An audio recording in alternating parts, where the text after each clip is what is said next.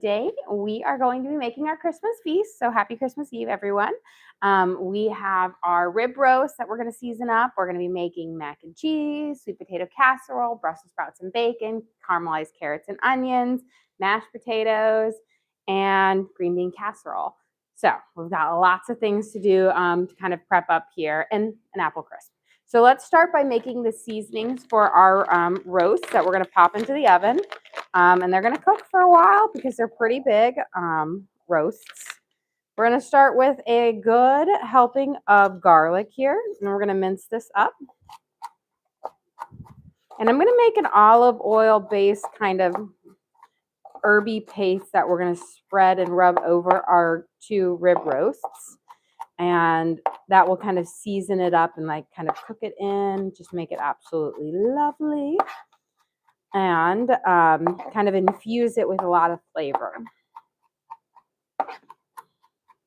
So I want to get this garlic nice and small, and that way we can have it all over and really flavor it up. And so I'm cooking up two about 9 to 10 pound rib roasts here. One's 9, one's 10. And so one will actually be for tonight for dinner, and then one was going to be for a really close friend of ours, dinner tomorrow night. So it's kind of going to be pre-baking it, and so it all pre-baking several things for them, so they just have to reheat it tomorrow. And then tomorrow we'll do our Yule board, our smorgasbord feast, which is a very different meal than tonight. Okay, we've got our garlic here, pretty minced up. Do a couple more slices over, because the smaller I get it, the more flavor that I'm going to get out of it. And you could always use garlic if you want, but I find that this flavor, it's won't burn as easily on the roasting process, and its flavor is a bit more mellow and a little bit nicer. Okay, we've got, this is probably, I was going to say 1/4 of a cup, but I'm thinking this is closer to 1/3 of a cup. But again, it's going to be seasoning up a lot of meat. And then we have some fresh herbs. So I know this says poultry blend, but it actually is a great mix to do for our roasts in here. So we're going to kind of mince it up and season it, but it has rosemary, sage, and thyme. So just wonderful flavors for both chicken and beef. So I'm going to kind of pull off all of these little twiggy twigs. That way we can mince it up and have some nice kind of fresh herb flavor. If you don't have fresh herbs, you can always use dry as well. You'll just use a little bit less in the dry because it's a bit more stronger in the flavor. And what I'm trying to do is just get off the leaves as best as possible. A lot of thyme here, so I might not use all of my thyme. And just try to see how I'm leaving like the twigs behind, just get those off so that we have kind of the nice, best flavor and no little sticks in it.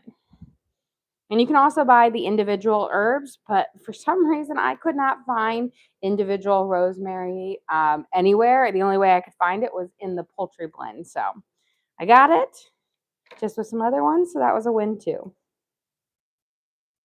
And I think I might only need 2. Let's see. They give you a lot in here. Pull off this little twig. And then we are going to dice these up nice and small, because each little cut on it will give us some more flavor. Got our sage. So just our flavors in here are going to be thyme, rosemary, and sage, and then of course garlic and black pepper and some garlic salt as well. Okay, I'm going to leave, I think we're going to just do 1.5 because this is pretty good with there. Just pull off a couple more of these. We're going to mince this up nice and fine, but this is going to be a good amount of herbs that we can coat up our entire roast with. So we're going to go over it and mince it up really fine. And then we'll put it in there with our garlic. We're going to put some good amount of olive oil in there. Now, some people like to use butter when they kind of coat up their roast. I find olive oil works better because I do this kind of quick sear off on my roast in the beginning, which is a higher temperature. And with the butter, you can kind of burn. The milk solids will burn versus the olive oil has a much higher heat temperature. So you're less likely to get burnt little portions on it.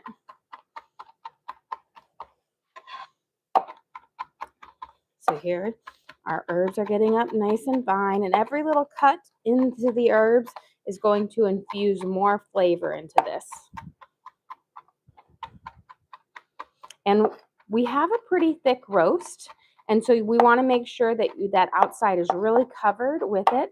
As you see over here, I actually have, it's like an arch of roasts because it's the best way to fit them in here. So this is our rib roast. We've got a 9-pounder and a 10-pounder of this, and we have the fat up because we want the fat as it cooks to kind of drip down into the meat. They're on a rack so it doesn't sit in a puddle of it and kind of roasts up evenly all the way around. Takes a hot minute to cook this. You do essentially 30 minutes on like 450 with a quick kind of sear off. That kind of gives you that crispy outside. And then you finish it off at about 350 for 80 to 90 minutes. It's kind of 10 minutes per pound of meat after that. And I like mine on the medium rare side. So we're on there. But we'll check it with a thermometer towards the end to go through it. Now, with a prime rib roast like this, when you cook through, you're going to still have your prime rib is a more red colored meat in there. So if yours is brown, it is overcooked. Now, you're going to have the edges be brown, but the base of yours should be a nice kind of pinkish red. So here are our garlic and our herbs. We're going to put a good amount of olive oil in here, kind of cover up our herb base here. That way we can make a little paste to rub around our roast. We need a good amount of garlic salt because we are seasoning up 10 pounds of meat. So we're going to put in probably like 2 to 3 tablespoons. And then we want a good amount of black pepper as well. I'm going to put in about a tablespoon. And then the best way to really do this is just get in here with your hands and mix it up because that's what we're going to be using to coat up our meat. So we're going to head over to our little meat station over here. And you kind of want to start with the underbelly first. So I'm going to lift up and then I'm just going to rub it on that underbelly. Really kind of rub it in there. Don't worry if you have little bits drop below in here. Let's get the underbelly of this.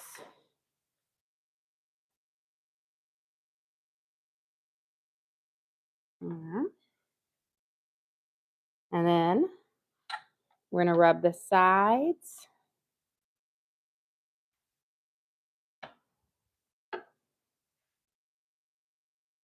And just essentially we're going to coat this whole thing up with our herby, garlicky, delicious paste. Now, this will roast and it will kind of have a dark color on it. It doesn't mean that it's burnt. It just means it's nice and roasted well. But there's just no way to keep it like a golden brown. It gets a much darker color, but delicious. And that's kind of the fat crisping it up. On here. Now, if you don't have a roaster, you can always do it in like a Dutch oven as well. But the roaster just allows for a more even cook on there because you have kind of, it is all getting air from around instead of the heat from the bottom of it. Okay, let's get the last bit of this.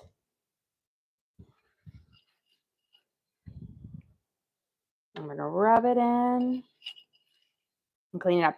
Some people like to trim where I have this is a bone-in one. They like to trim up so your bones stick out. Me, it's always extra work to do it, so I never really trim it up because it doesn't need to be your little picture perfect roast there. It just needs to taste delicious. But if you wanted to, you can trim up right around the bones so they stick out nicely, but not essential. And There we go. Let me go wash my hand. Let me give a little more smear on this one. There we go.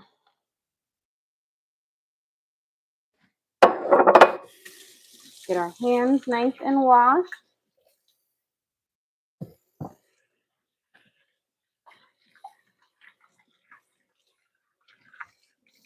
Okay. Now this thing is going to be heavy because it's like 20 pounds. So we're going to put it up here. I know I don't often use my oven right here, but we're going to place it in our oven right here so we have our other oven available for other things. So we're going to place it in here, 450 for 30 minutes, and we're going to turn the temperature down to about 350, 325, 350, depending how long, 325 allows you to extend your roasting time a little longer if you need to.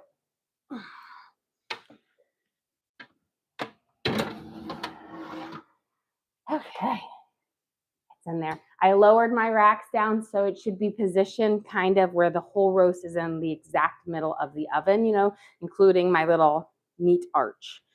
Okay, whew. Let's get these waters boiling up here.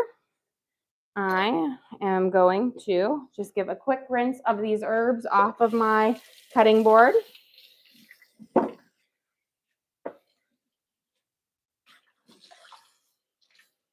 Okay. And now once our water gets up, we're going to blanch our green beans really quick. And then we can start cooking our noodles in the same water because the blanching won't really do all that much to it. A lot of people are saying this is what they cook for dinner on Christmas. So on Christmas, we do our Swedish smorgasbord, which we'll be doing tomorrow. But this is going to be for my friend's Christmas tomorrow. So I'm making a double portion of it for them. I was saying the reason we do this on Christmas Eve is because of this. Yes. So we do it because in my family growing up, we never really had this type of meal. We had our Swedish smorgasbord, but my husband's family had a meal like this. So we do this meal on Christmas Eve, and then tomorrow we do our Swedish feast. So we kind of our kids get to celebrate both traditions on both sides. So it's kind of a nice little thing. And, it's nice to have 2 feasts in a row. Very, very delicious. It's actually, we always talk about how the end of December is just like feasts because we do, our smorgasbord, we do our Christmas Eve dinner, and then a couple days later is my stepdad's birthday, and I always do this homemade pasta ravioli feast for him.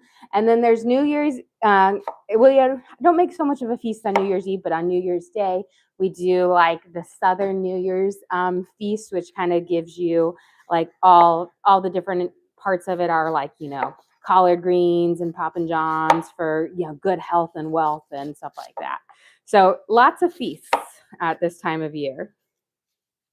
But it's nice, except when it's like 70 degrees outside, like it is here. Not so much feeling like a Christmas when it's that hot.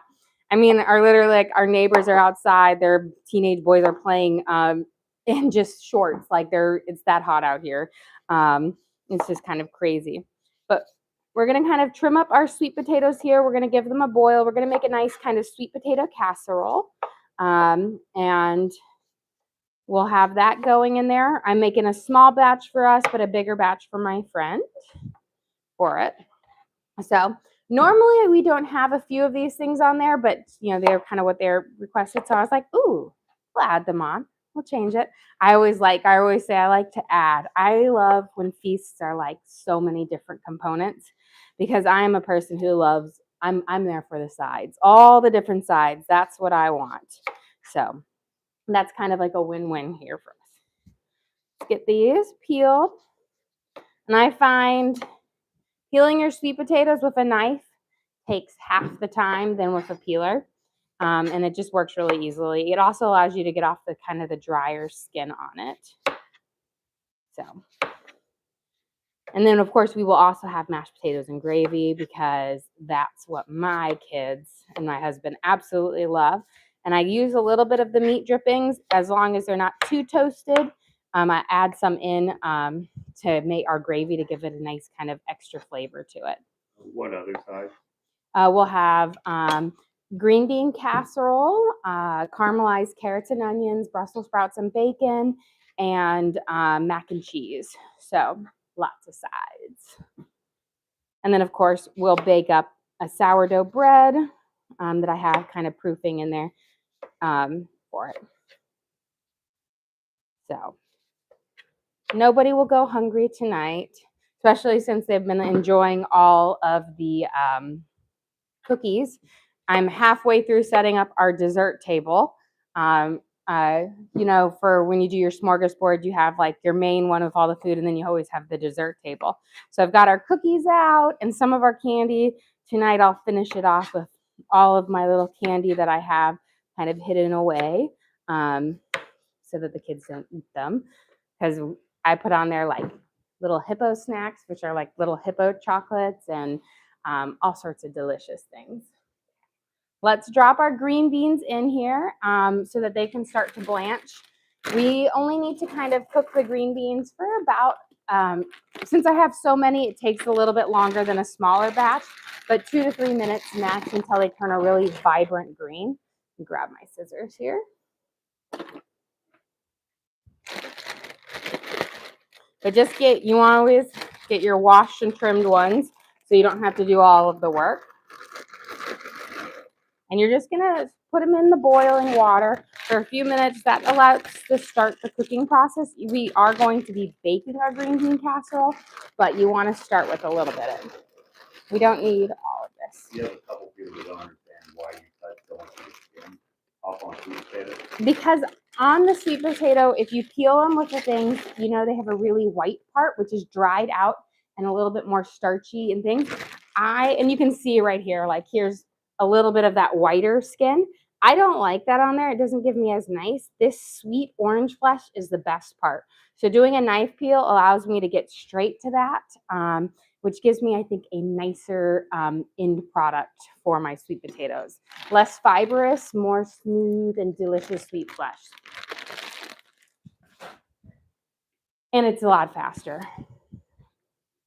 Okay, let's get these guys cut up. We're gonna boil them and then we'll mash them with butter, sugar, cinnamon, and deliciousness. Make a little pecan crumb and then top them with marshmallows. There. Now, I always find sweet potatoes are one of those vegetables that are harder to cut through than you think because they are a bit more fibrous, but they whip up so smooth and delicious. But you always think that they're not going to be tougher to cut than a potato, but they always are. Okay. Oh, left a whole big piece of skin on that. And then we'll get this cooking up until they're nice and tender. And then we'll have our green beans should be out of our pot ready. And we can use the nice thing as we're blanching them, but since they are only in the pot for such a short time, we can actually use that water, that hot water, to boil your noodles. So you don't have to boil the same pot of water twice, which is nice. I always do it whenever I have to do something like that. It just kind of cuts some of that prep time in half. And it makes it to where you don't need 1,000,001 burners on your stove. Okay, let me give this a good toss around, but they're almost at this nice vibrant green. Something's going on. We might have to restart. Okay.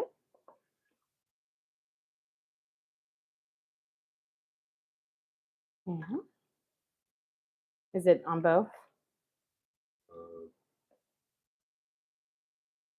You just keep going. Okay.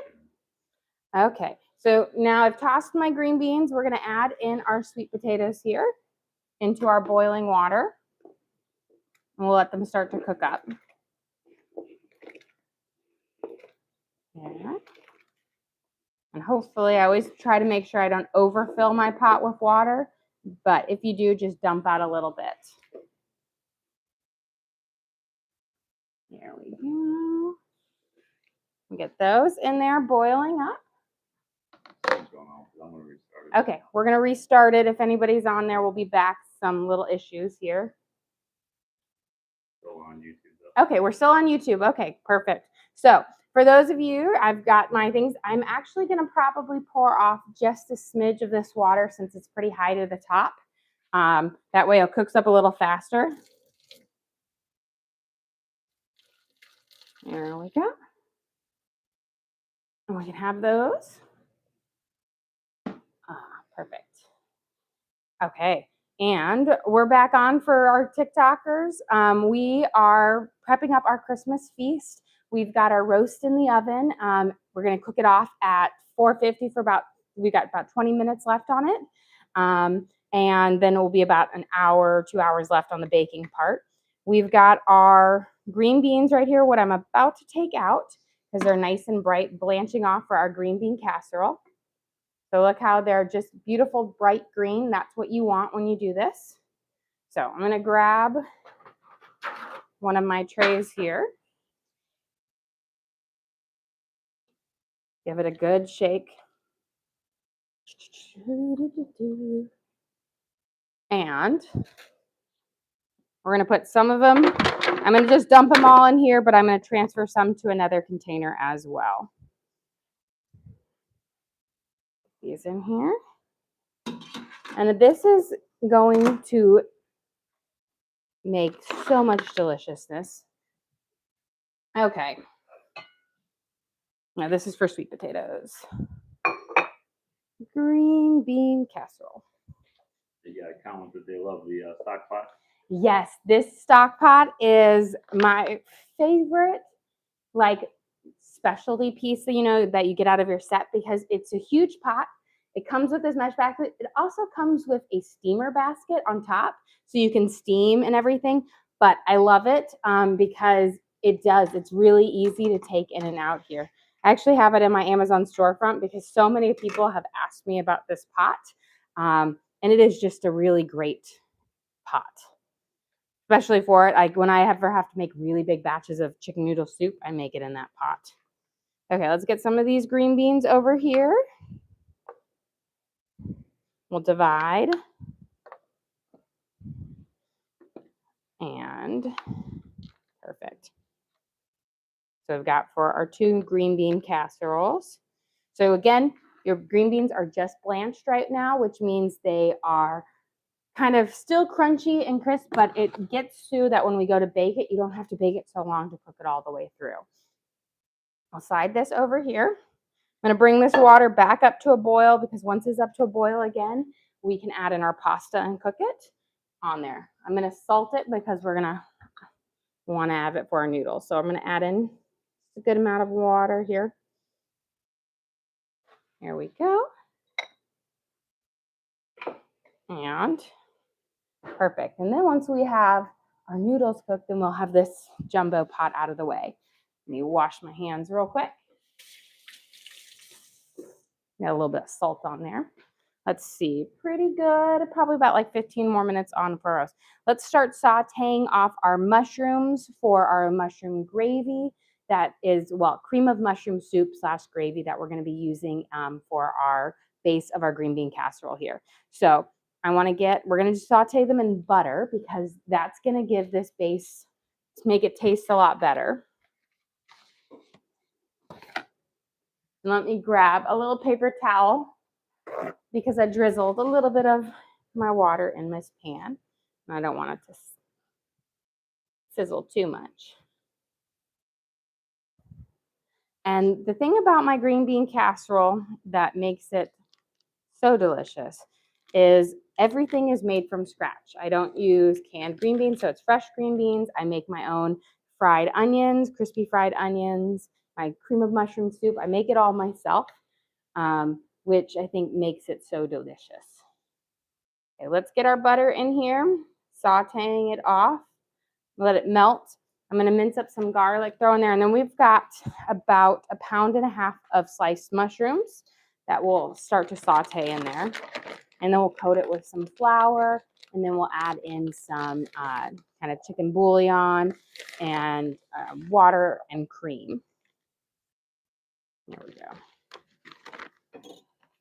Get this minced up. The fresh garlic works wonders in this dish, but again, you can use regular like garlic if you need to.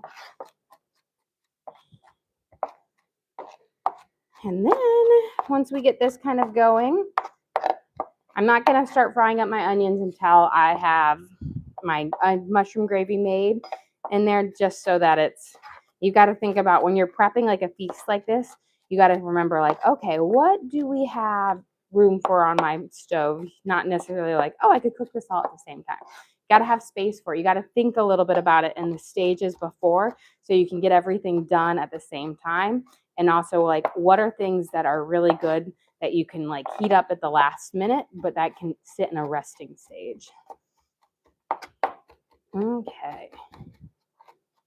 And I will say there's only a few things that I find need to be made right before dinner is served, and that's gravy, mashed potatoes.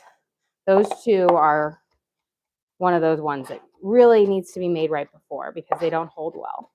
Are you baking any bread today?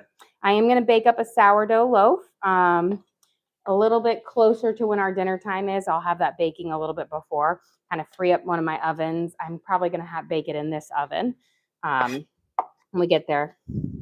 It's tricky because I need this one, you know, before you cut your roast, you need to take it out for a little bit so I can kind of pop it in there, but I'll have my ovens at different temperatures. So it's always a fun when you have something like a sourdough or bread that cooks at a completely different temperature than everything else to kind of get it to go. Okay, we got our butter here. I'm going to turn my pan to about a 6. And we'll get our garlic in here starting to kind of toast up and heat. I have a lot of butter in here because I'm using this butter will be to kind of make a roux as well for the base of our cream of mushroom soup that we will be pouring over our green beans. So give this a nice little, just don't have your garlic too high. And then we will make homemade like onion straws, and you mix part of your onion straws into the base of your green bean casserole, and then you sprinkle the rest over the top. Okay, let's see. We got it. There we go. Got it. I had it heating up high on the little burner, so I want to get this high on the top burner. And I'm going to give my sweet potatoes a little stir here. It's going to take my sweet potatoes a lot longer to cook up because it's on a small burner than if it's on a big one, but luckily they can handle a longer cooking bath. Okay, we'll give this a good sit for once it's kind of caramelized up. While we're waiting for this and for that to prep up, we can start prepping up our apples that we are going to have for our apple crisp. I'm going to slide this over here. You wash my hands because I got a little garlic on them. It's always like, got to think about in stages which ones to do. But the apples I can start cooking up on my little Dutch oven to let them kind of get going. So we're making making 2 big apple crisps, essentially enough to feed 16 people. And kind of around my rule of thumb is around an apple per person when you're making a crisp. And if you have little ones, they can use a little bit less. So I've got 5, 9, 13, which kind of works well because we have 8 and then 7, so 15, and little ones, they get about a half an apple. Or if you're like my one daughter who does not like apple crisp, she'll have lots of cookies. Let me grab a paring knife. We'll start getting these up in about 30 seconds or so. Go over here. Give this a toss. Our garlic is starting to caramelize up nicely. We'll throw our mushrooms in. Don't leave your garlic unattended too quickly or too long because they will go from crispy golden brown to burnt. I'm actually going to dump my mushrooms in now because they are looking good. And it smells wonderful. So we've got our mushrooms. I grabbed pre-sliced. Normally I grab whole ones, but for the simplicity of today, pre-slices work. Kind of make sure you coat all of your mushrooms up because mushrooms are like little sponges and they're going to soak up that butter. But we want them to get a good, nice saute on them. And then once they're kind of sauteed, we're going to sprinkle some flour over them. And then we will add in like some chicken bouillon, some starchy water from our pasta, and cream to make our kind of gravy base for it. So we've got them coated. Don't sprinkle any salt in yet. Let the mushrooms cook for a good 5-10 minutes. Get a saute on them and then sprinkle salt on them because they will start to, once you put salt on them, they start to release out their juices and you want them to get a good crisp saute up. Let me grab my Dutch oven for this. That way we can cook our apples in this because I always like to, for my crisps and pies, I always pre-cook my apples. It allows them to be softer so you don't have to bake it as long, which otherwise, you have to bake a pie for so long for the apples to get tender that you risk kind of burning your crust or your crumb. And so doing this will allow you to kind of cook the crumb perfectly because you don't have to worry about the apples getting soft and tender. I'm using Granny Smith because Granny Smith are nice tart apple that keep their shape when you are cooking them, which is what you want.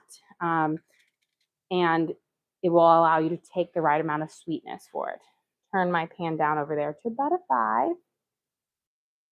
And it looks like my water is a nice boil here, so we can start dropping in our noodles for it.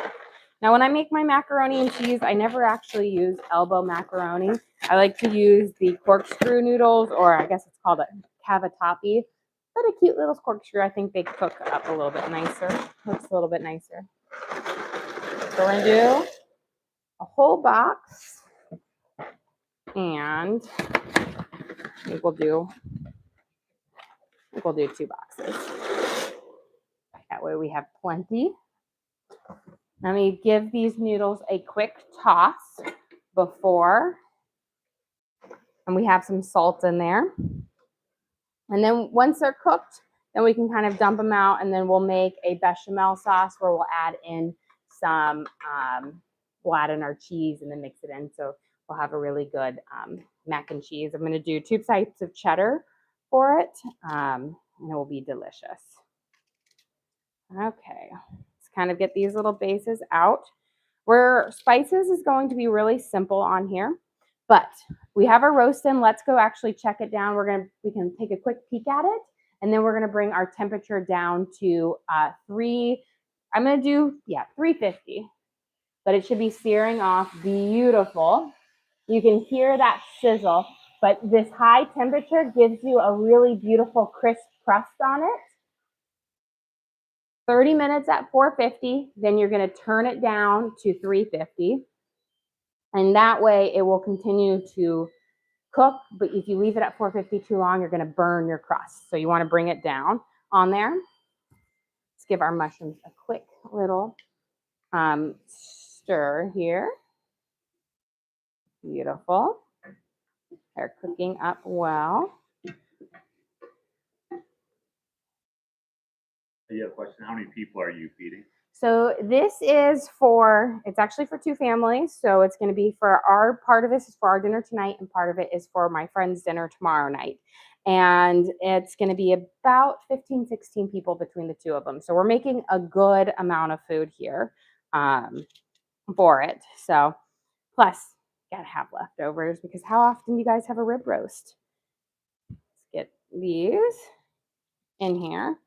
And then our apple crisp, we're going to season up with just cinnamon and lemon juice and brown sugar.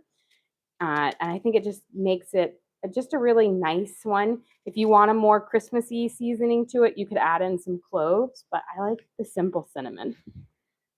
Okay, make sure you peel your skins off of your apples because they don't get soft. And I just use a paring knife because I can get them fairly quickly. Yes, I lose a little bit of the apple, but not that much. I typically prefer to get really big apples, but I just grabbed a couple bags of Granny Smith this time, which means a little bit more work, but just fine. And this one is an easy dish where you can prep it and then Because we pre-cook the apples in it, you don't have to worry about them going brown. And then you can bake it up the next day so that it's kind of perfectly baked and delicious. And there, you've got that perfect crumb thing. So it's a nice one that it is like a take and bake. So we'll get that going in here. And our sweet potatoes are still kind of cooking, chugging along there. I've got them on my small little burner in the back. We will whip those up into a sweet potato casserole with some candied like pecans and marshmallows on it. And add a little sweetness to it. Hey, a question. Do you cook for other families very often? No, not really, but this is kind of like a really dear friend of mine who lost her partner this year, like a month and a half ago. So it's kind of her first Christmas without. And so I like to kind of, just kind of help her out with this, having family in. And so, yeah, I normally don't, but for a couple of my friends, I do. Like last year, I actually cooked both my Christmas Eve and my smorgasbord for my best friend because she had had surgery like 3 days before, and she wasn't able to move or do anything. So I cooked that for her last year. So it just kind of depends on situations and whatnot on there. But it's really easy for me to kind of take my same dinner and multiply it. It doesn't really create that much more work, especially since I'm fairly used to cooking for large crowds because I am from a large family. And so making more of what I'm making is easier. Would you ever consider being a private chef? I don't know if I would like it for that. I mean, I feel like I'm a private chef for my kids. My oldest daughter likes to say that one day when she's really famous that she's going to hire me to be her private chef. And I'm like, oh, you mean what I'm doing right now? So I don't know. I love cooking and because it's a passion, but if it was a job, I don't know if I would love it as much. And, and if I had less control over what I would like my menu, I don't know if I would like that as much because, I kind of, I take my children's suggestions into consideration, especially my husband's suggestion for salmon, like at least once a week, taking that into consideration. But I don't know. Maybe. I guess the conditions would have to be right too. But, cooking for our family is kind of a full service job anyways, because, I have 5 kids and then my husband, and then we also cook for my parents. And so I have my mom's out of the country right now visiting her family, like staying with her mom and her sisters. And so I'll have my stepdad over tonight as well, but kind of a smaller crowd, but 8 is still a good size for a lot of people. Okay.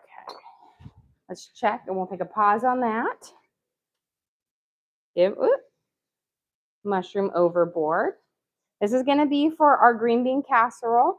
This is going to be the base for our kind of cream of mushroom soup, our homemade version of it. Once these mushrooms have a really good saute on it, then they will be ready to kind of cook up. I'm going to check my sweet potatoes, see how they are cooking. I can tell already they're still pretty firm, but they're getting closer. And let's give our noodles a little bit of a stir here for our mac and cheese. So we've got our nice little corkscrew noodles in here. Yep, still firm. Need about 5 or 10 more minutes depending on there. Whenever you're cooking larger batches of things, factor in that it's going to take a little bit longer for the noodles to cook, a little bit longer for everything because there's more of it. It drops the temperature down on there. So before we get our apples cooking, because I don't want them to turn brown in the process of prepping all of them up, just squeeze a little bit of the lemon juice in here. That way we can have it kind of cooking up or nice and like coated in there. That will keep it nice and bright and green by the time we have them all cut up. Okay. I don't know how many like a third of the way done with the apples. This is the least favorite part of bulk cooking is when you have something like a crisp that is more of a tedious one. The other things are more fun because they're like simple. Yes, you've increased the ingredient, but the prep work isn't as much. Anytime you have to hand peel, a lot of extra work, but not as bad. I made apple crisp a couple months ago for like 30 people. That was a lot of apples to prep, but this, not too bad. Okay, again, slice these out. I wish apple peels would like get nice and tender when you cook them, but they don't, so you really have to peel them. Pears, if you ever want to do a good substitute that tastes similar, are pears, and you don't have to peel them because their skin gets pretty tender. So it's, again, a little bit easier to cook up, and they cook a lot faster. There we go. Get that out. I'm just going through right here and getting the kind of the core out. This is why restaurants have sous chefs, because the main cook doesn't have to do any of the hard work, just puts everything together. That's what I need. I need some sous chefs here. Sous chefs that will do a good job. My husband occasionally will help me out in the kitchen. And some jobs he does great, like scooping out the insides of potato. Wonderful. Cutting and peeling. I can peel probably 10 apples in the time it takes him to cut and peel one. He's just not as skilled with it. Because if you're not comfortable with your knife skills, you go slower. But practice will get you there. Okay, let's check on our mushrooms here. Let me wash my hands a little bit.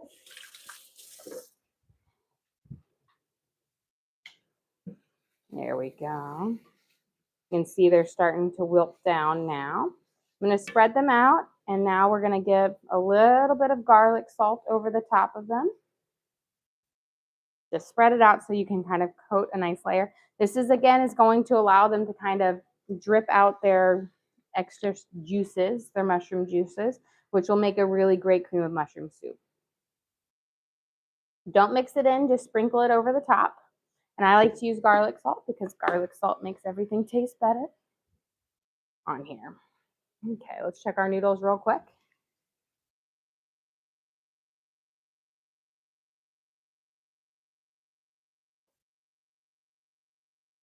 You know what? I think we're pretty much there. Before I get rid of this, I'm going to turn it off. I want to reserve some of this starchy water for the base of our cream of mushroom soup because it will thicken it up a little bit nicer.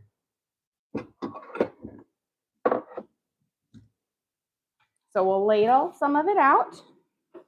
And since we're making a good amount, I'm going to ladle probably close to 4 cups, but I might not use it all because I'll also be using cream. Once I ladle it out, I'm also going to add in chicken bouillon to this so that when we pour it in there, it will add a nice kind of flavor to our cream of mushroom base. And you could also use vegetable bouillon as well. There we go. But it's nice because this water, you got to use it like 3 ways. So you're kind of reusing it, but it's kind of a great way to add those nice flavors to everything.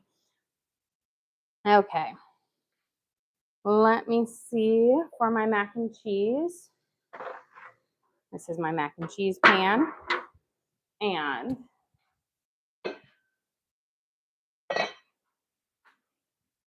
this is my mac and cheese pan for us.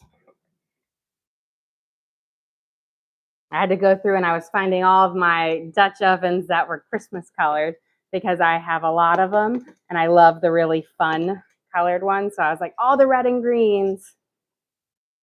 We'll shake out all of our excess liquid.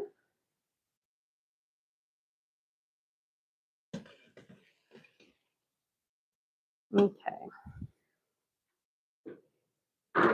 What desserts are you making for Christmas? So for tonight, we'll have an apple crisp and lots of cookies and candy that we prepped up. We've got 2 big tins over here full of lots of cookies. We can actually take a quick peek over there if you want in there. We finished kind of baking them up last night. So we have in here peanut butter blossom with hugs, peanut butter M&M cookies, fluffernutters, butter dreams, and snickerdoodles. And then in this tin, we've got our Swedish pepparkaka, which is a Swedish gingerbread cookie, sparkling molasses, and peanut butter blossoms with regular ones. And then I've already got the request from my oldest daughter to bake up another batch of Aunt Aggie's, which luckily I always have in the freezer, so she'll be able to use those to kind of cut and bake those up. And then she goes, and can you make another batch of chocolate chip cookies? And I was like, sure, I can whip those up tonight, no problem. Can you go over what the fluffernutters are? Fluffernutters are kind of a peanut butter cookie with marshmallow fluff in it. So you get the fluff from the marshmallows and the nutter, fluffernutters. So delicious. So delicious, by the way. So we'll have those. And they're my favorite cookies. That and the pepparkaka for holiday cookies, I absolutely love. Okay, let's see. Give a little bit more. Shake this out. Now we will make a nice bechamel sauce that we will toss into this and shredded cheese and then shredded cheese on top. But we have at least our noodles sitting to the side for this. So we're good here. We can take this guy out because when I make my mashed potatoes, I'm going to use new water for that because I don't want the starchy water from the pasta in there because that will mess up the consistency of your mashed potatoes.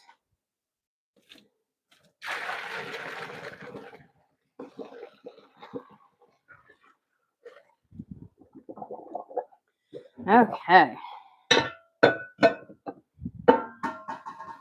Whew. I feel like I've got a little bit more room over here now. Okay, beautiful. Our mushrooms are getting there. We're almost to this nice kind of saute side to them. You really don't want to skimp on when you are sauteing them because you want them to have all of that mushroom flavor out. So the longer you cook it, the better. We can put this right here and we can get these apples cooking. My butter's right over here. We'll put a little bit of butter in here because we will be adding cornstarch as a kind of thickener for the base of it.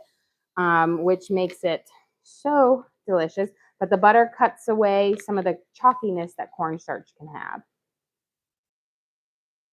I'm going to do about a tablespoon because we are making, or more than a tablespoon, like 2 to 3 tablespoons because we're making a bigger batch. I typically do a tablespoon for a batch for 4. So kind of tripled it for this. We'll get that cooking. We're going to add in our brown sugar. I've got quite the mountain over here.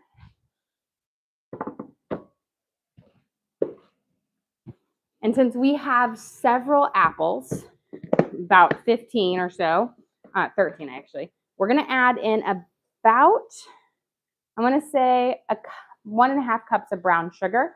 If you are going to use a sweeter apple like a Pink Lady or a Gala, you can use less. But with the Granny Smith, you want to use more because they're very tart apples. And if you don't have enough, then your base will be a little too tangy. And you can start squeezing in a little bit more. We're going to add in a splash of vanilla. There we go. I'm going to do about 2 capfuls. And cinnamon. We're going to do about a tablespoon of cinnamon or 2 teaspoons. So a couple good shakes around. And a little sprinkle of salt. And then we're going to get our sweet potatoes here because they're just about ready. And I can tell they're all floating to the top. So we're pretty close there. So I'm going to turn that residual kind of heat off there. And let's get this. Let me check again. Yep, these feel nice and tender and soft. Perfect. So what I'm going to do, get this going down here. Let me give our apples a little toss, so we'll put the rest of our apples in here. But this kind of gets it going, lets it start to soak out some of its natural juices and start to get them softened. For this, we're going to strain them, and because it is in a metal container, I can actually just whip those sweet potatoes up in my pot.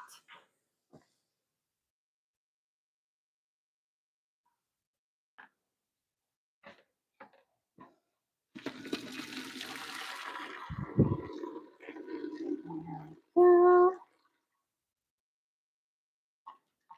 Give it a little. Perfect. Whew. And what we're going to do is we're going to put our butter in here and let it start to melt into our sweet potatoes. And then when we get closer to whipping up, we'll add in our brown sugar. But let's get our butter going. We've got it in there, a whole little stick of butter. Let me grab a trivet so I can move that to the side just a little bit.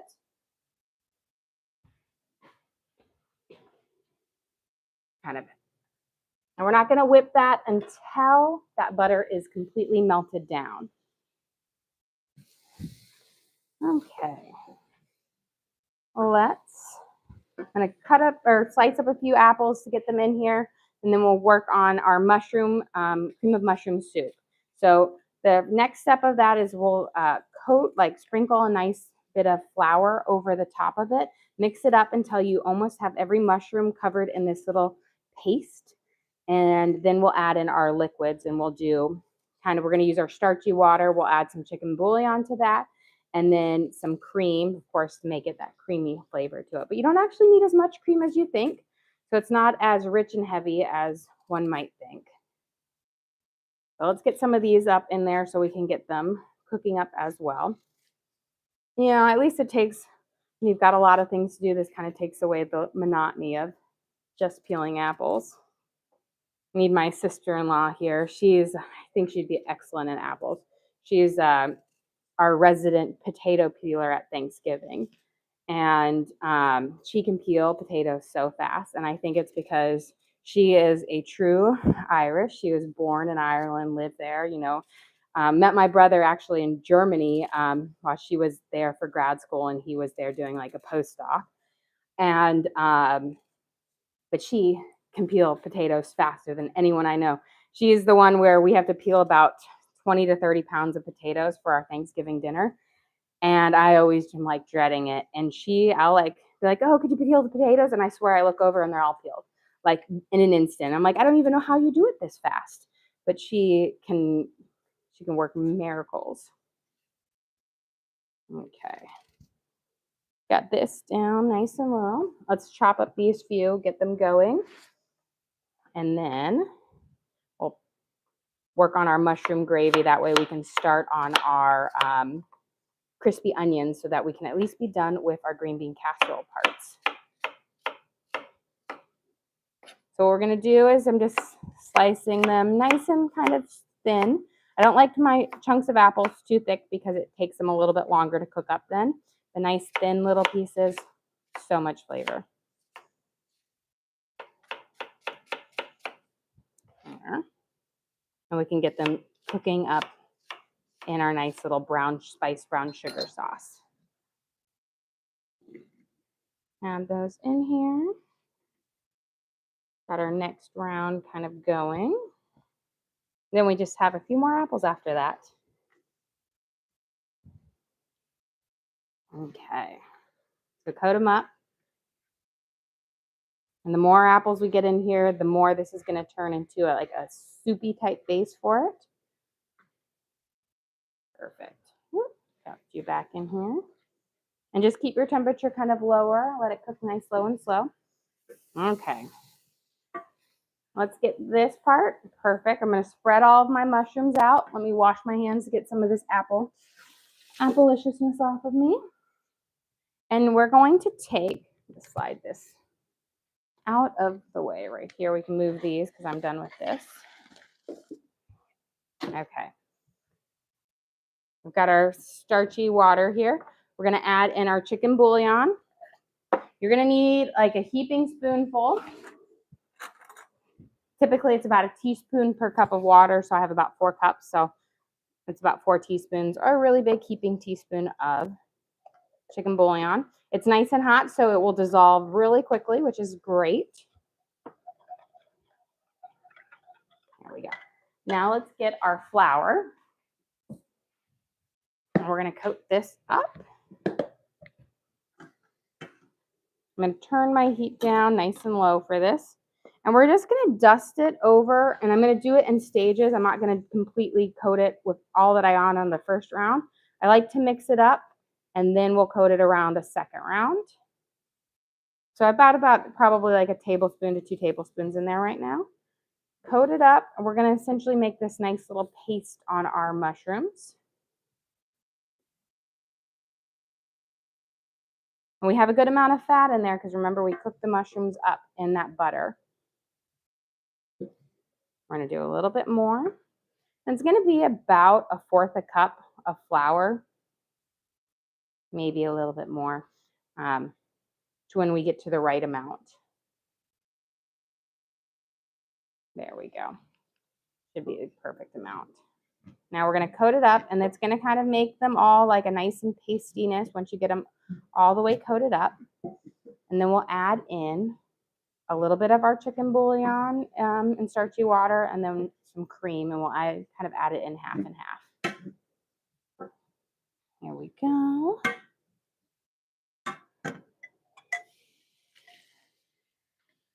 So starting with about 1 cup. We'll mix it in here, and you can see it's going to thicken up really quickly, which is perfect because, again, we want a good amount of this base to go on our green beans because this is what's going to make that casserole part really pop. Add another cup of our chicken bouillon. Don't just pour it all in at one time because then it kind of floods it and it doesn't allow that flour to kind of hydrate into a nice thick gravy. And you could always add in too much liquid, which then it's much harder to fix after that. So go slow on there. Make sure you kind of scrape off the bottom, like deglaze the bottom of your pan to really bring in those great flavors. Here. We'll add again a little bit more. And then before we add the rest of that, I'm going to add in some cream. So I have that base in there because I like to add that in before I add in the rest of my stock so that I can account for that liquid being added into my cream of mushroom base.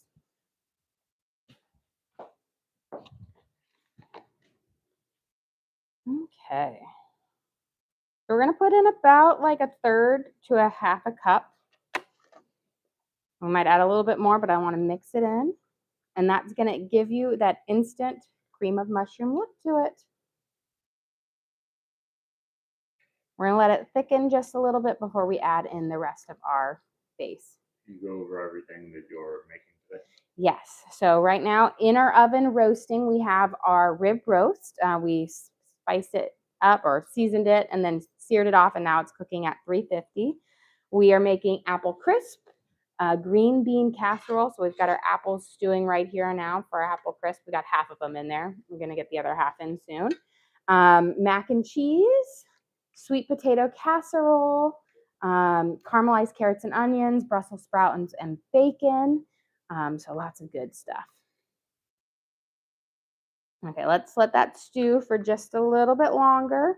It's already thickening up a lot, but once it kind of hits that heat a little bit, it will thicken up even more. And then we'll add in some more of our base. But let's get our apples kind of going here. And then we'll be ready to kind of whip up our sweet potato casserole part. And then we can make the kind of candied pecans to go on it, and then our marshmallows, so that will be ready. And then you don't have to bake it until like 25-30 minutes out from when you are going to be eating, which is nice because you can do a lot of that prep early. And that way you can kind of, be ready for the last moment. So you're not trying to rush through and cook everything at the same time. Are you hosting dinner for a lot of people? So I'm hosting dinner for my family plus my stepdad, and then we will be, I'm making half of this food is going to my friends for her Christmas dinner tomorrow. So it's essentially doing like a double portion for them to have tomorrow, which is perfect because a lot of this is great to be baked up beforehand. You know what I mean? So I'm not going to bake all of it up tonight. Like the sweet potato casserole, I'll bake up what we're going to have, but hers will be unbaked for her to pop in the oven beforehand. So it's about 16, 17 people on here. And so a good amount of food, but not too bad. Not as bad as Thanksgiving for us. Thanksgiving, I cook for about 40 people. So that is a lot more food, a lot bigger sizes of everything. But this isn't too bad. Okay. Let's one more right here, and then it looks like our mushroom gravy is ready, or I should say our cream of mushroom soup is ready for a little bit more of the bouillon. You can see how much it's already thickened up here. And you don't want it too thin when we're doing it, but you want it to be nice and lovely, kind of coat everything up, but knowing that when you bake it, it's also going to thicken up even more. So let's give this a nice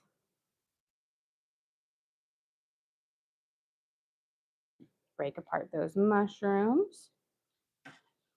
We'll let that thicken. Let me grab a little spoon here.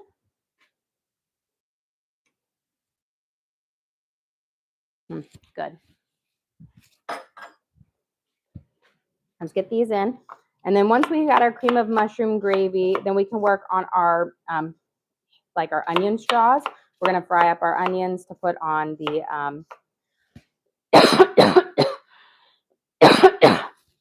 on the green bean casserole. And what I do with my onion straws, so I make them myself. There is no like pre-bought onion straws. And I mix part of them into the base of the casserole, and then the rest goes over the top. So you get this like crispy crunch from the onion straws throughout and then on top, and they are just so good. But they are, I will say, when I make them, these are my son's favorite. I feel like he eats the green bean casserole just to get the onion straws because he really loves them. He also really loves mushrooms, so it's kind of a nice little bit of both on there. Let's get this next set of apples in, and then we can finish off our cream of mushroom soup here. And then I just have 3 more apples after that, and then we're going to be about there. Okay. Have those cooking up nicely. In here we've got brown sugar, butter, cinnamon, vanilla, and lemon juice. We're using, again, Granny Smith apples, which are nice and tart. There we go.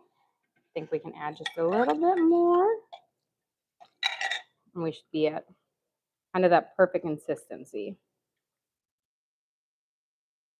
There we go. So I'm not going to use the whole 4 cups, but I think we're good right here. It's a nice thick gravy.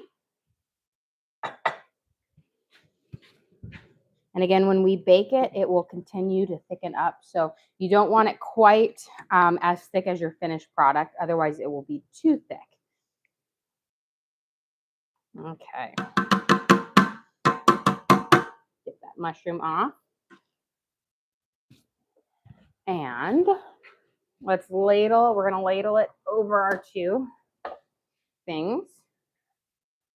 Let's see. Let me move my flour out of the way, because I won't need this for a hot minute. Okay.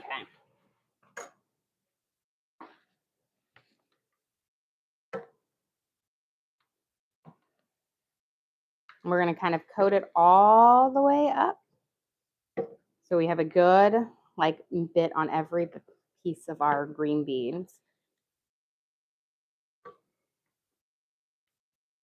And I'll toss it up in just a second, but I want to get part of it over, and I'm going to put a little bit on our green bean casserole, and then I'll finish off.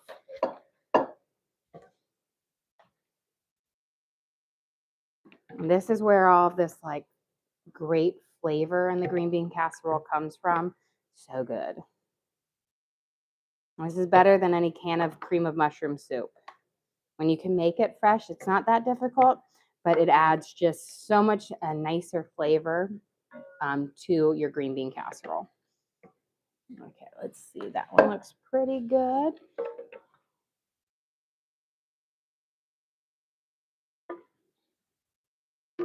Pour it over. I can go over everything that's in the green bean casserole. Yes. So we blanched off our green beans, and then we sauteed up garlic and mushrooms. We added some flour and garlic salt, and then chicken bouillon and starchy water and cream to make the base of our sauce. So it's just a nice kind of really lovely flavor to it. Let me grab some tongs. Actually, I just put my tongs over here that we're using for these. So I'll just coat them up and toss them. And then what we'll finish this off is we'll fry up some onion straws, and then I'll mix part of the onion straws into the base of our casserole, and then the rest go over the top of it. And it just is so delicious. Coat this up.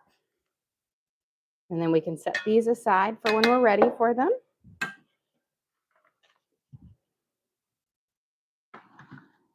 we go. So kind of making a little bit of room here. And then what you do is once you've got those crispy onion straws on it, you bake it for like 20 minutes at 350 just to kind of meld all of those flavors together and to soften up those green beans just a little bit. But it is definitely one of those things that you can prep ahead and then pop in the oven right before you're about to serve it.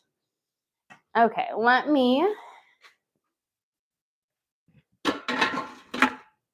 rinse out this because I'm going to make my mac and cheese bechamel cheese sauce in here that will pour over the noodles, and then we'll add in more.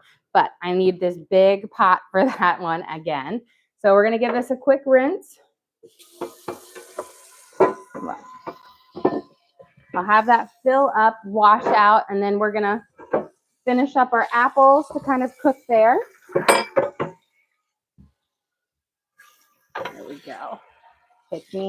Let's let that fill up real quick on there. And then we're going to whip up our sweet potatoes real quick. But while that's filling up, so I can give it a quick wash, let's get our last 3 apples in here.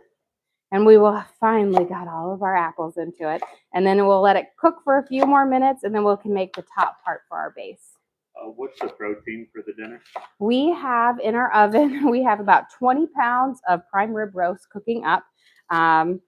We have 1 roast for us and 1 roast for my friends tomorrow. So the nice thing about like a prime rib roast is you cook it all the way through doneness if you're going to do a pre-bake on it. And then the next day, all you have to do is tent it with a little bit of aluminum foil. And then you kind of cook it at a low temperature to warm it all the way up through.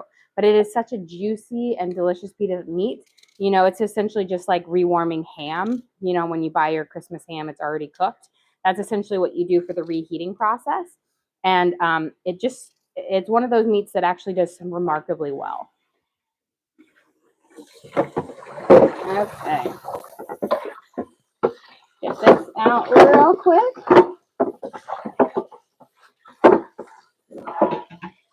On here.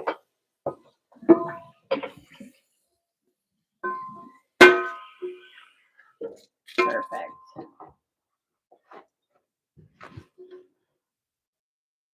And now I'll have my big saute pan ready to make my kind of a roux, which will make then a nice creamy cheesy bechamel, which is actually a Mornay sauce, because once we add the cheese to it, it's no longer a bechamel.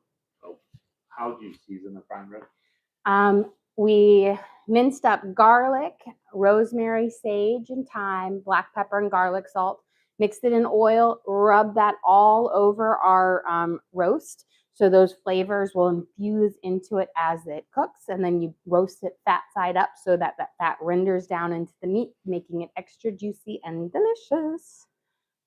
Okay. Let's get these, and then I can be done with the apples. Woohoo! Won't take me too long for that. Then we're going to start melting up our butter. We'll whip up our sweet potatoes so that we can lay those base down in our casserole for it, our sweet potato casserole. And we'll get our cheese base. The last kind of things that I'm cooking on tonight's menu are things that you want to kind of cook closer to the dinner time, which are my caramelized carrots and onions, Brussels sprouts and bacon, and mashed potatoes and gravy, because those are, again, something that tastes better if you've cooked them relatively close to eating time. On here, there we go. We'll get this up. We'll have those cooked. Once they all get about translucent, and I am cooking them very, very low here, then we'll mix in a little bit of cornstarch to thicken it up, and then we'll make our crumb topping using flour, brown sugar, oats, a little bit of baking powder, and So I will say, when I have both my ovens going, because I have my other one set at 350 for when we do pop stuffing, makes this kitchen a lot more toasty, especially when it's 70 plus degrees outside, because Tennessee decided it was going to have a heat wave on Christmas. And this is where I miss my nice cold Iowa winters. As a kid, we always had a white Christmas. Apparently, my husband went through and it said that 15% of the time in Tennessee it snows on Christmas. And I can only remember one Christmas that it ever snowed on Christmas here. So I don't know what 15% of the time that counts. Maybe up in the mountains. I remember several. Don't you remember the ice storm?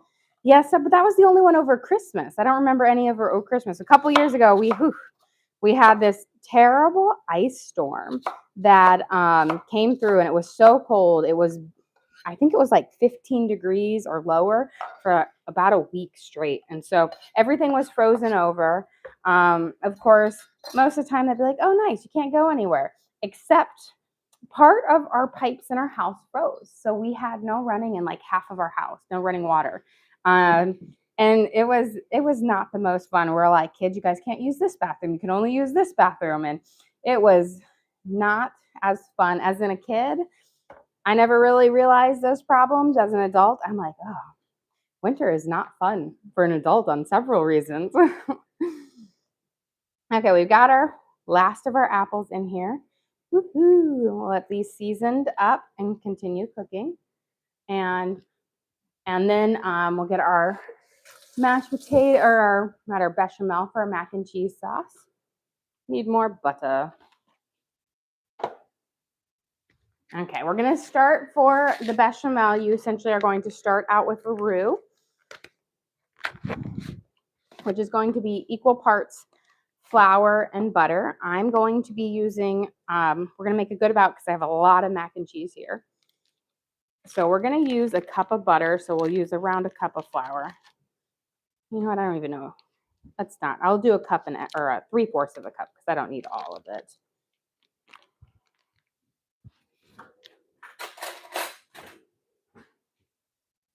Once it's melted, I'm going to turn my burner on low. Then we'll add in our flour, and that will be the base of our roux. And then we'll add in milk to make a nice kind of creamy base. Now, some people like to add in nutmeg or ground mustard seed to their mac and cheese. I do not, so I kind of keep it out of there. But you could definitely add that in there. Let's get our sweet potatoes mashed up here. But let me first kind of clean up a little bit of this mess here so that I have a bit more space. But we cooked our sweet potatoes, we boiled them up in water, and then we we added in a 1/2 cup of butter, and we're going to add in some brown sugar, cinnamon, and kind of just whip them up nicely. Then we'll make a lovely candied, like kind of pecan crust base, and then of course we'll cover it with some mashed potatoes. Wash my hands real quick.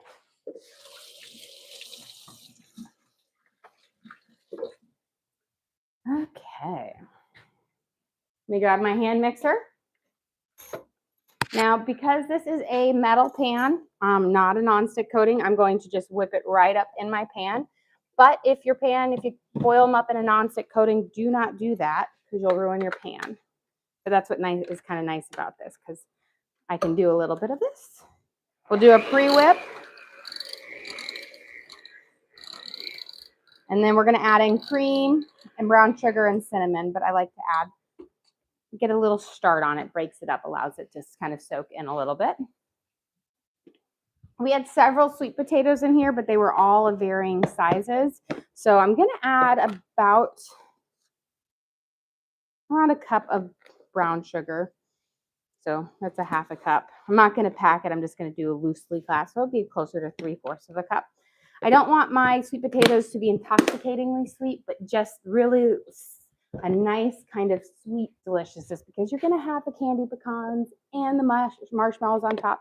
So you don't want them too rich. We're going to add in some cream.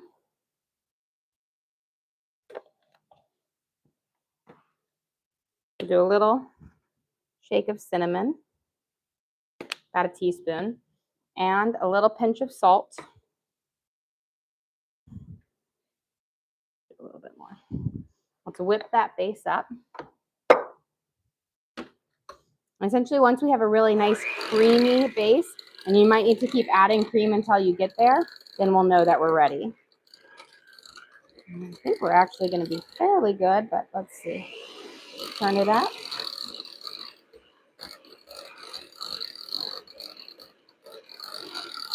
That looks about nice. Let me taste it, see if I want to add a bit more.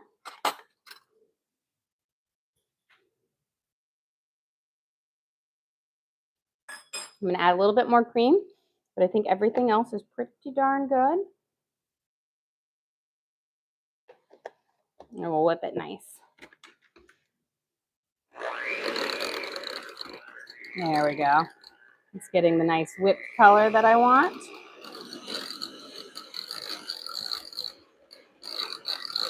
There, nice and smooth. Perfect. Now, I don't like my base to be too runny because I don't want it to be a soupy mess. I like it a little bit thicker. And then we will, and not too sweet, because remember, you're going to be adding marshmallows and candied pecans or like candy base things. So if you make it too sweet, then it will be way too sweet for it. I'm going to scoop this in here.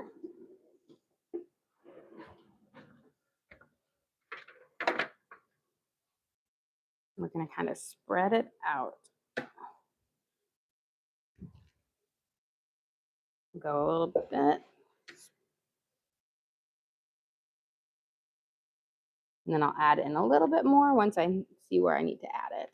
Again, I don't want to do it super thick either because I don't want it to be a really thick base. You want a good part nuts to marshmallows to sweet potatoes. Here we go. Beautiful. On here. Oh. Might actually scrape out a little bit. I forgot I wanted to make some on ours, so let me scrape out a little bit in a small dish brush because not everybody in my family likes this, but I want to have a little bit. Get my cute little dish. And we'll add a little bit in here as well.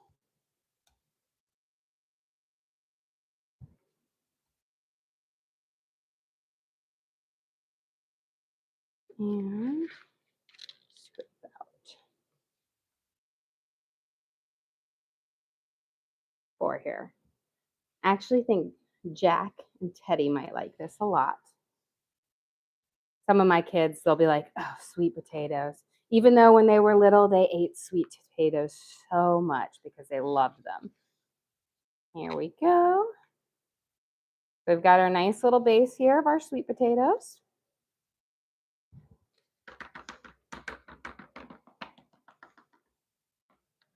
Okay.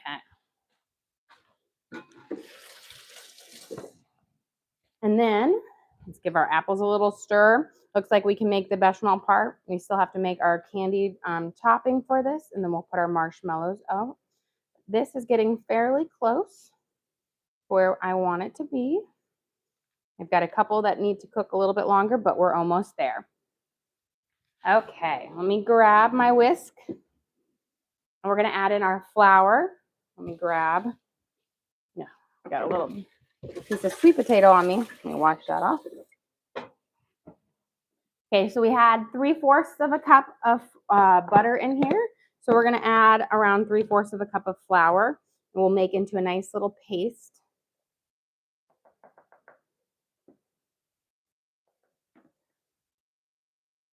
And this will be the base for our sauce. And keep your heat on low when we mix it in there. We don't want it too high.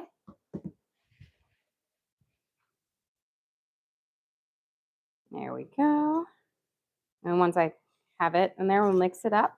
I might add a little bit more because we're pretty close to the consistency that I want. Might be good. I think I'll add just a sprinkle more for it. because we're making our roux base. Grab a little bit more flour over here.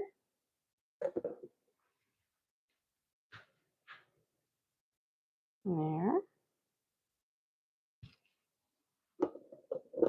Okay, that should be good. And then you want your roux to cook for just a minute or two to really bring out that richness of flavor, but you don't need to cook it for too long. If you cook it too long, it will go start to turn even a darker brown. But you want to bring out a little bit of this richness. So let it cook for just a few. Here we go. So we'll let that kind of cook up nicely. There we go. Now let me grab a small little pot out so we can melt up some butter for our candied pecans here. I think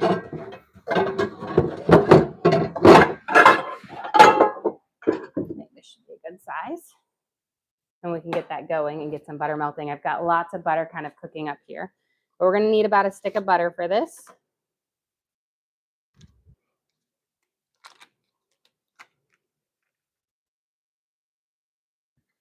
We'll let that melt up. And beautiful. Let me grab my milk out so we can finish off our little bechamel sauce. We're going to use a little bit of cream too, and then we'll add in shredded cheese. Let's let it cook here. And then let me grab my cheese over so we can actually start shredding that. Now, when you make homemade mac and cheese, I highly recommend you shred your own cheese because it makes for a creamier mac and cheese versus if you buy it pre-shredded that has like an anti-caking agent on it, which kind of prevents it from getting nice and creamy. So I've got a sharp cheddar, and then I've got a aged 3-year sharp cheddar, so a white and a yellow. I like to do a mixture of them. This has a stronger flavor in it, but this is creamier. So they kind of both add flavors and textures to your mac and cheese. So get this up. Now, normally I'm not grating as much for such a large thing, so we've got a good little amount that we need to add in here. But there we go. Grates up pretty fast. We'll do our first part and then we'll grate some more over for our kind of cheesy topping that will go on top. And we've got kind of that. Let's check on our roux here. We're looking fairly good. About a little bit longer to toast it up, and then we'll start adding in our milk and a little bit of garlic salt, because I do love a little garlic salt in my mac and cheese. I think it adds just a great flavor, but you can also just keep it simple with some regular salt.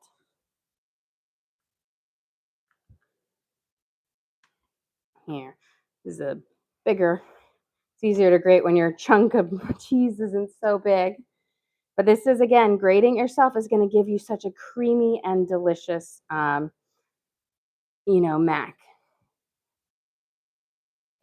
Okay, this is good enough to start. We can grate some more in a little bit. Now that our bechamel or our roux has kind of toasted up a little bit, we're going to add in our milk to make our base. We're going to add in a little at a time, incorporate it in. It's going to get nice and thick. There we go. Add a little bit more. Earth Angel just sent you a gift. Well, thank you, Earth Angel. We appreciate that. On here, kind of toasting this up nicely, mixing that in there. Little by little, don't just flood it with your milk or you might add too much in there. I'm going to turn off my butter over here because it's starting to sizzle and I know that it's about ready. Got that off. Wrong one. Put that on low again. Okay. This is going to give us our nice, rich, creamy sauce, kind of the base for our mac and cheese. And then we'll add the cheese in here. So here's our bechamel, and then when we add the cheese, it technically is a Mornay sauce. Little by little, whisk it up, mix it in until it's nice and smooth, and then add some more in there. And then we'll add in some cheese. And then I add cheese into the sauce, but then I also add grated cheese back into the thing. So you have just so much cheese. And then, of course, the cheese topping. Okay. Let me turn up my heat just a little bit. There we go. And I'm going to need probably up to 6 cups of milk for this because it will thicken as once it heats up, it thickens more and then you add more in. But you can't just put it all in at one time or you won't get the right, it just won't come together. There we go.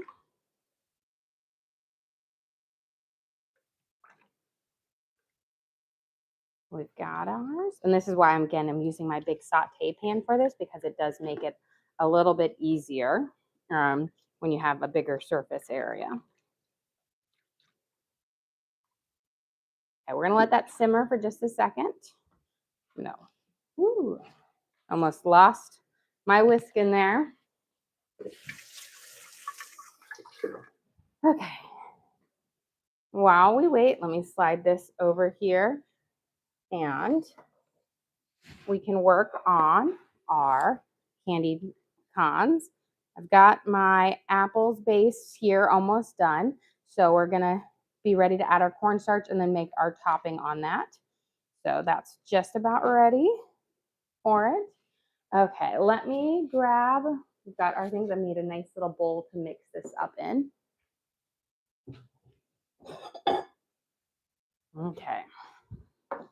Whew. Let's see, I've seen some little bubbles here. So I'm gonna go into our sauce. As you can see, it's thickened up again. So we'll add some more milk in here. For those just joining, can you go over everything you're doing? Yes, so in the oven right now, we have our rib roast roasting up. And then we've got part of our green bean casserole done. We've got to do our crispy fried onions on there. We've got part of our sweet potato casserole done. We're just going to do the candied pecans and the marshmallows on it. We are making bechamels. Well, we're making our base for our mac and cheese here. We've got our apples cooking for our apple crisp. And then we still have caramelized carrots and onions, bacon and Brussels sprouts, and mashed potatoes left for it. But we might take a little break because those are stuff we're going to do a little bit kind of closer or kind of finish up on there. So let's get this part finished here. And okay, get this mixed up and then we're going to do our candy pecans for it. Okay. Get this. Add a little bit more in for this next part. And is this for tonight? This is, well, part of it is going to be our Christmas Eve dinner for us. And then I'm actually making half of this for my friends for their Christmas dinner tomorrow. So they'll get half. I've got everything in the foil is going to them. And then we'll have ours that are going to be in all of our little Dutch ovens here. Okay, let's get our candied pecans here. We need about 2 cups of chopped pecans, which is roughly this whole bag. A little bit less, but add it in there. I'm going to coat them with our butter. This is our stick of butter. It's nice and hot. And then we're going to add in 2/3 cup of brown sugar. And again, this is going to add another sweetness level to our base here. So we need about 2/3 of a cup. So I'm just going to, this is a little less than a half. So I'm just going to do 2 slightly less than a half to get us to where we want. We're going to add a little bit of salt and flour. We need about 1/4 cup of flour. Not very much, but it kind of makes a nice little coating on it. Over here, and then we're going to add in a little bit of salt, just about 1/2 teaspoon. There we go. We're going to coat these up and then we'll sprinkle these over our sweet potato casseroles. Just let me grab a little spoon to toss them. And let's take a quick pause because I got to get my sauce here. There we go. We should be just about ready. You can see how it's thickening up so nicely. There we go. Add a little bit more. And we should be close to thing. But I'm gonna now switch to add an extra bit of richness to it, which I think makes it kind of delicious for mac and cheese. We're gonna switch and add a little bit of heavy cream. It makes it a slightly creamier mac and cheese, so it's not all, you know, whole milk base, but you don't have to use as much. A little bit goes a long way to giving you that really rich, creamy base. Okay, I'm gonna turn the heat off of this, and we're gonna put in a bit of our cheese now with that heat off, and it's going to melt. And then we'll grate more cheese, but this will be kind of our base. I've got good amount going in here. But make sure you turn off and just let the natural heat melt it because you don't want to scald your cheese on the bottom of your pan. There we go.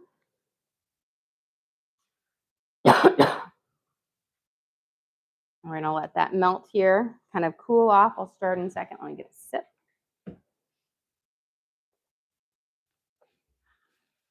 Let's get these tossed. And these are kind of our candied pecans for our green bean, or not our green bean, our sweet potato casserole.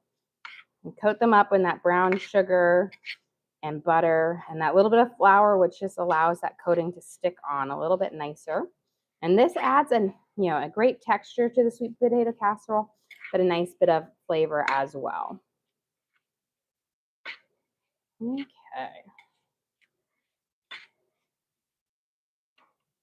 And there. We're going to pour half of this over our sweet potato casserole,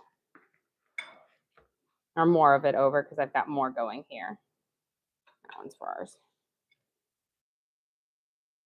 Kind of coat it up. Spread it out nicely so you get a little bit of it in every bite. There we go. And then we'll do the same over here.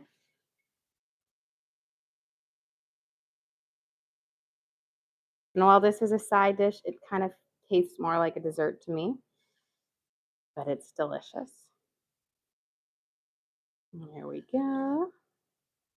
Put that up. Put the rest of this over here. And then all we have to do is put our marshmallows on it. So we've got that part done.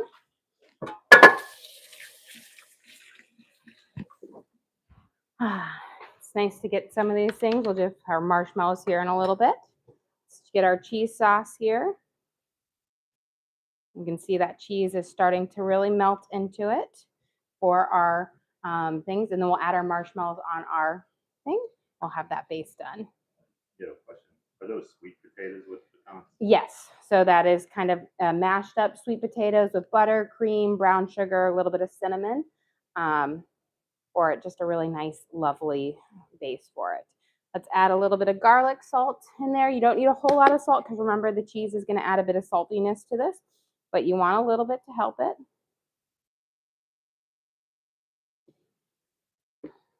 And then I'll get a spoon and I'm going to taste it to see if I need to add anything else. We will be adding in more cheese.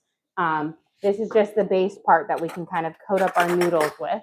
And then we'll add more shredded cheese in and then we'll top it with cheese. And a little sprinkle more of our garlic salt. And then I think we should be good with this base part. It's a lot of sauce, so I want to make sure I have it seasoned well. Okay. Now, let's bring this a little bit closer here.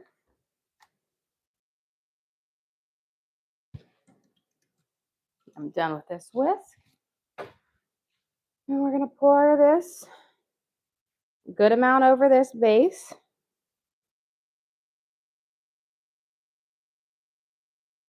I'm going to get some in here and then I'll go back over because I want to just make sure I get enough in both bases.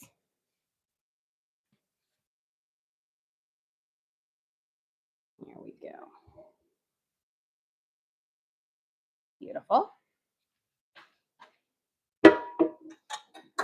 And then let me grab a spatula here. You're going to kind of coat those noodles up with this base of this sauce. And then we'll add in our cheese.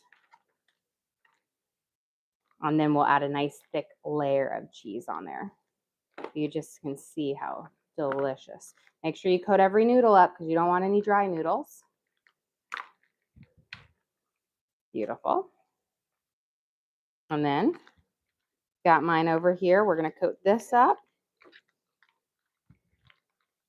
And then we'll grate cheese over, mix it in, and then we'll grate our topping of it. So, and this gives you that good gooey cheese pull inside it instead of it just being in the sauce on there. And why are some of the dishes intense? So we are making up, the ones that are in the Dutch ovens are for our dinner tonight, and the ones in their tins are for my friend's dinner tomorrow night. So I normally don't cook up a lot of food for like friends or special occasions on it, but she lost her partner about a month and a half ago, and this is her first Christmas. So I'm making her up so she can have a wonderful kind of Christmas dinner with her family and not have to worry about anything. So we're going to grate up in here. And again, hand grate your cheese. It will give you a creamier mac and cheese than the pre-grated because the pre-grating has like an anti-caking agent on it. So we've got that. Where's my second bar of cheddar? Now the cheddar cheese, this sharp cheddar gives you more of the cheddar flavor. The orange cheddar right here is just a little bit creamier, a little bit smoother, so give you more of that nice creamy cheese pull to it. Okay. We'll mix this base into our thing. And then we'll do a kind of a cheese coating. And then the last thing you do is you just take some breadcrumbs. We'll melt some butter and we'll toast up some breadcrumbs and sprinkle it over the top. Yeah.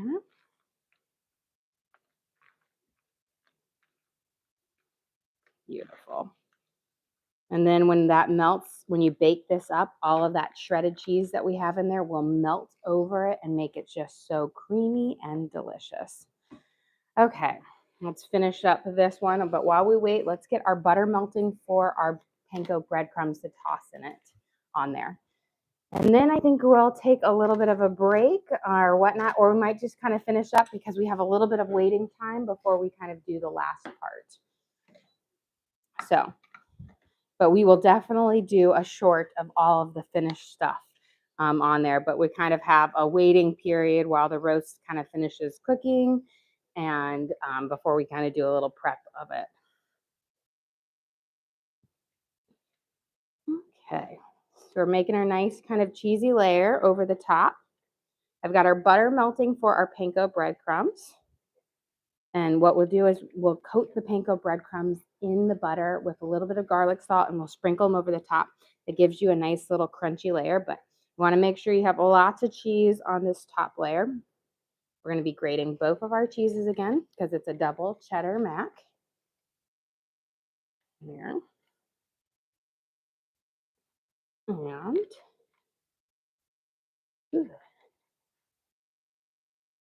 looking good. Beautiful. Kind of spread it out. And you don't need to go super thick because, again, it will melt over and go through just beautifully. Let me wash my hands on here. While we're waiting for the butter to melt, we can take our marshmallows and we can lay these over the top of our sweet potato casserole. Now, you can use mini marshmallows or full-size ones. If you use the full-size ones, cut them in half. That way they go through, spread out a little bit farther, and you're not getting quite as much marshmallow. So I just kind of cut them like this, and then fold them out, but either one works. The store was all out of mini marshmallows. I'm guessing lots of people are having sweet potato casserole, and so all they had were big marshmallows. So we'll get these nice and kind of covered up over on there. It gives you that nice things. Now, just know that it's fine if there's little gaps between it because marshmallows expand when you bake, so they don't need to be piled mile high because then they'll poof up too much. And you don't want too much marshmallow per thing because then I think it overpowers it. Okay.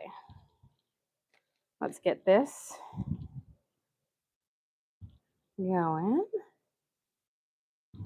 All right, sounds like our butter is ready. So I'm going to remove it from the heat. And then what you're going to do is we're going to pour our panko breadcrumbs in here. We're going to coat them up. So I need about a cup or so in here. A little bit of garlic salt. These are seasoned. Seasoned tastes better than plain. You could add in a little bit of mustard seed if you wanted to.